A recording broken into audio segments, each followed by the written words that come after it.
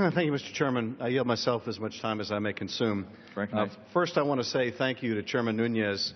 This intelligence authorization fiscal year 2016 is our third major piece of legislation together, and it once again demonstrates the fruits of our commitment to bipartisanship.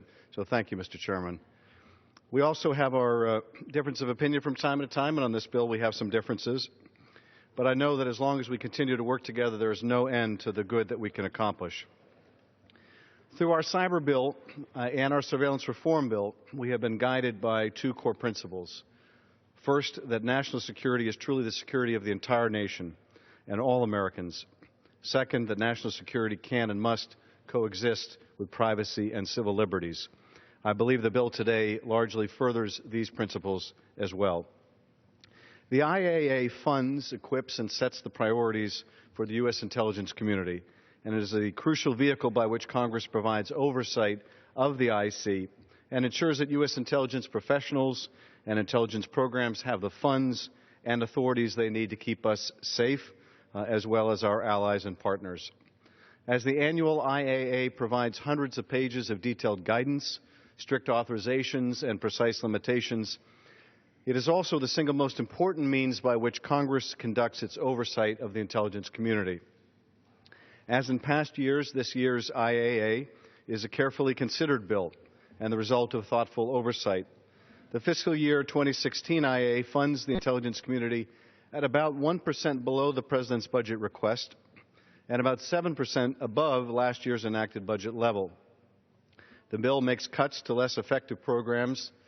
It adds money to underfunded programs and requires intelligence agencies to regularly inform Congress of their activities, ensuring funds are spent responsibly and lawfully.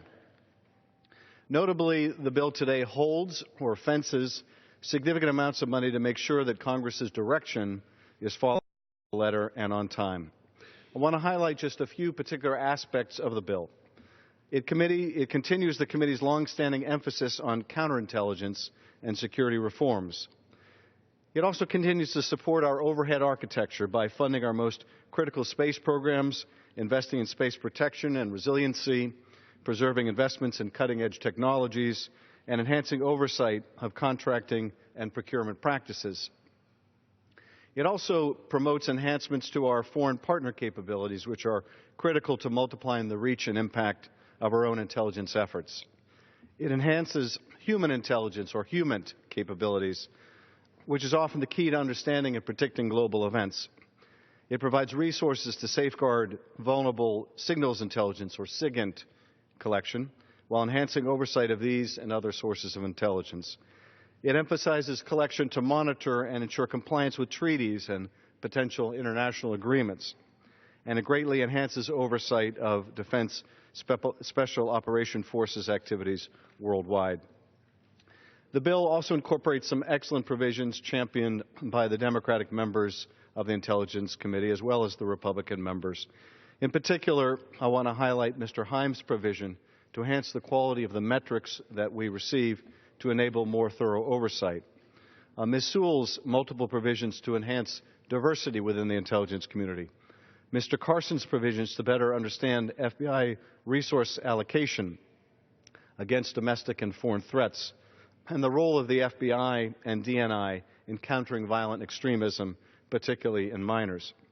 Ms. Spear's provision to provide greater human rights oversight of the IC's relationship with certain foreign partners. Mr. Quigley's provision regarding intelligence support to Ukraine, and Mr. Swalwell's provision to ensure that Department of Energy national labs with state and local government recipients of Homeland Security grants.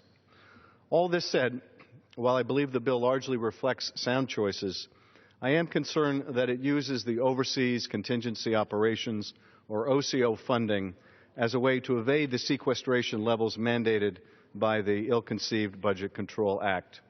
Again, I largely support the funding levels and the programs which the IAA authorizes, but I cannot endorse how it has funded them. We need to be serious and thoughtful about the budget and undo sequestration, not just employ accounting tricks to evade its levels only for defense and national security related items. Even some domestic programs and agencies that contribute to our homeland security cannot qualify for OCO dollars, while vital programs like our children's education and our social services are left to languish. Instead of arbitrary across-the-board cuts, let's do what this bill does substantively. Make cuts to some areas, add money to others in a deliberate, well-thought-out manner. It's time to forthrightly deal with sequestration for all of our national priorities and not just for defense. I'm also opposed to provisions in the bill which would tie the hands of the administration and prevent the orderly transfer of detainees from the detention center at Guantanamo Bay.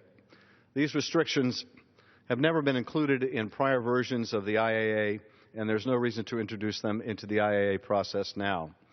The bill goes even further than restricting transfer of detainees to the United States, including a new provision which restricts transfers to, quote, combat zones, unquote, a term that is so broad as to include allies and partners such as Jordan.